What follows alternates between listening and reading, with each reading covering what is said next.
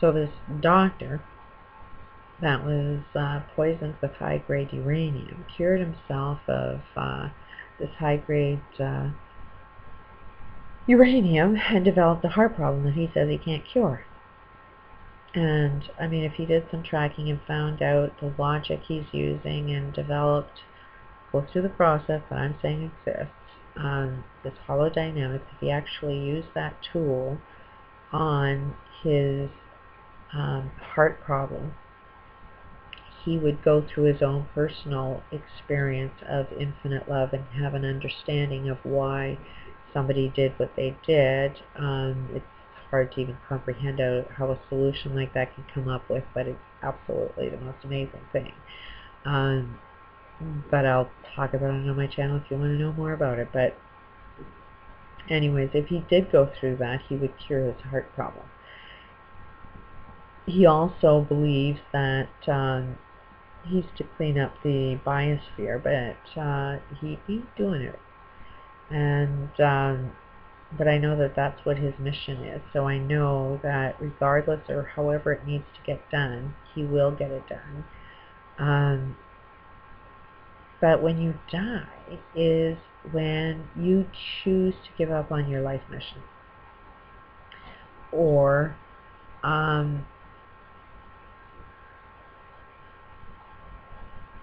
when you die, it also is part of your mission. I mean, that's why some babies, when you understand that what happens to them, you know, why are they born and they're so innocent and something really, really tragic happens to them, sometimes their experience of coming in was to impact the global experience, but still develop that infinite love between, you know, the criminal and the baby that dies. Like, the baby has come to experience, it's still a soul, but it comes with a mission to give an experience to humanity. You know, it's like it gives its ultimate sacrifice to humanity for you to stimulate an effect. You know, what happens? What do you see when you see that? It brings out the compassion in you. The only thing is, that's as far as we go, is we just feel bad about it, but we're not willing to stand up as a society and put an end to it. We're not willing to do what it takes to end abuse. We're not willing to put an end to this. We're just willing to say and talk about how bad it is, but not actually put a stop to it. And that's where my research was going to, is this needs to be stopped. And it's beautiful when you end up finding out the whole answer. Because I've been tied to kids, and when I see, you know, these little babies dying, I've always asked, I want to know the answer to that, because that's horrible. And I can see every time, why would you be doing this? And then I observe how it affects humanity. And then I see, you know, with my default setting that everybody disagrees with, I see that our world tends to take us away, distracts us away from it, and survival kicks in. And then the more that humanity convinces itself that there's nothing one person can do, and the more we can convince each other to be separate instead of united, then there's little that you think you can do. But if you know you work as a group, and there's nothing out in our universe right now that's trying to encourage any form of group, it's all designed to keep us separate. And that's what's happening right now over any of these arguments that we're having.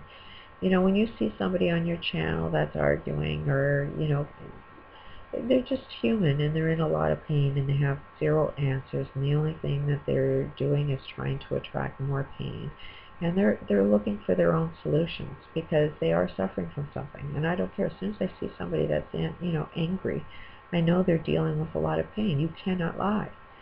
they're lost. What are you going to do? You're going to play the game out. You're going to stimulate a reaction. You're going to push and push and push. And it matters what side of the fence that you're on. And in reality, if this child comes onto the planet to sacrifice itself to stimulate an effect for humanity to feel, then you, if you're listening to my channel, why are you listening to my channel? Why are you gaining this information? What role is it that you think you're playing? Why are you coming here for this information? As a soul, I don't care if you're angry. I don't care if you're, looking for some dumb shit or how you want to perceive my channel. The question is, there's a billion things that could have distracted you. Why this channel? Why did you want to bump into me? And why am I saying what it is I want to say? If you can reflect on yourself even for a second to say, you came here. You wanted to hear whatever's on this channel. You attracted me to you, not you to me. I'm only talking on my computer. I'm not talking to anybody individual. I don't even know if anybody's out there. There's a billion different things that I'd have to compete with. To think that I would get your attention is stupid. I might get one person, one, two, it's impossible. I do no marketing. I just put it out there in the universe. But if you come to my channel, it's because you're searching information. And it's funny that I'm saying I'm spreading information. And the one thing, if we're going to make any changes in our healthcare system, and please do some research or ask some questions and find more information out about this. But every way that you are dying because of how we live. If we did everything perfectly, the universe will support us in a way where our health, you just don't die. The body was not designed to die. If you die, it's because you choose to do something wrong. And the human body was meant to feel love. So whatever the experience is supposed to be, apparently you're supposed to love it. You're supposed to infinitely love it. Everything that you could possibly want and enjoy and perceive life to be perfect for yourself, that doesn't affect the planet in a bad way, is supposed to feel more love than you can possibly imagine. So there's your gauge. If the whole planet agreed, I would go with that. I would disagree with every single planet on the planet, and yes, it included happiness. I'm included in that happiness. I get to say exactly what makes me perfectly happy, and I'm really happy that everybody else on the planet is also happy. If it fits within that guideline, nobody's complaining, then we're on a perfect system. And we have these words that say there's no such thing as a perfect system. There's no such thing as a perfect system because we haven't found it yet. But if we're searching for that perfect system, you have to at least believe of a possibility. And what does a perfect system look like? If we can at least define it, and we can describe it, and we can talk about it, and draw pictures of it, and draw plans about it, and communicate about it, and find that not one person on the planet would ever complain about it, what's wrong with knowing? Again, in this perfect system, nobody would get sick. As soon as somebody gets sick, you know we're doing something wrong. Right now, we have our corporate world that is polluting everything we eat, drink, breathe, and consume. And there's one other aspect of life. You only want what you can't have. If you can have everything, your wants start lowering. Just look at some of your TV channels. I've noticed that when I get 13 channels, I find that there's lots of things to watch on TV. But when I get like 1,000 channels to watch, I find there's nothing on. It's too hard to search through all of that. I tend to only watch a few of the stations that I want. So you may think you want it all, but you really don't. You only want what you can't have. And if you can have everything, your wants will lower. But you'll still enjoy your life.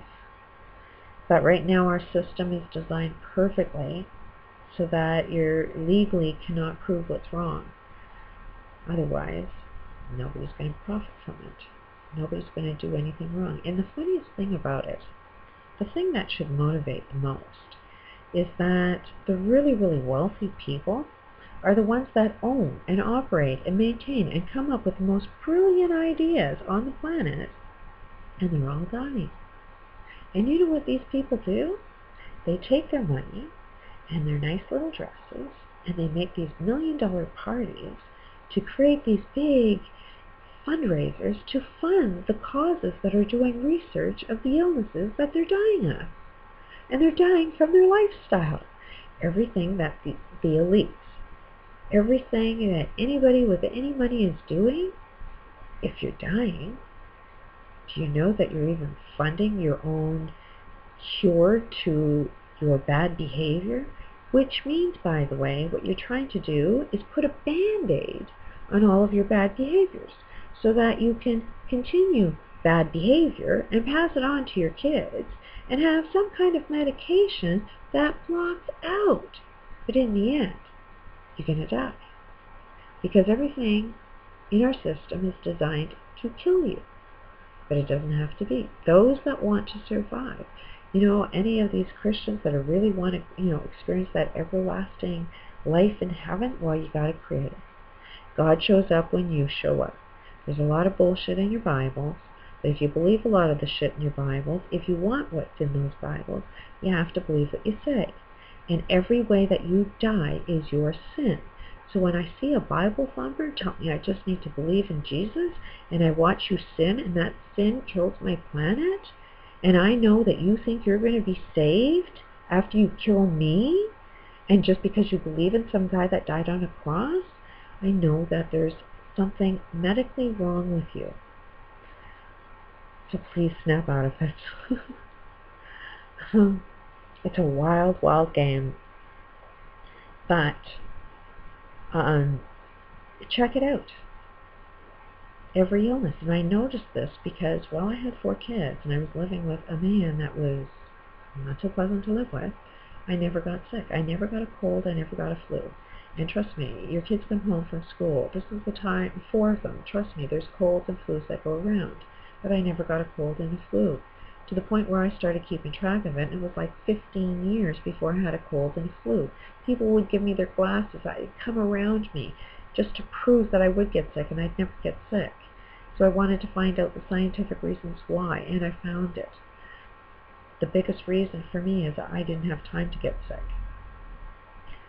But it opened the door to the possibility of why I don't get sick. And that's when I did some research and found all this stuff out. But there's some mind-blowing stuff. Aging is not what you think it is. I only started aging once I had this breakdown and started realizing that, why bother living?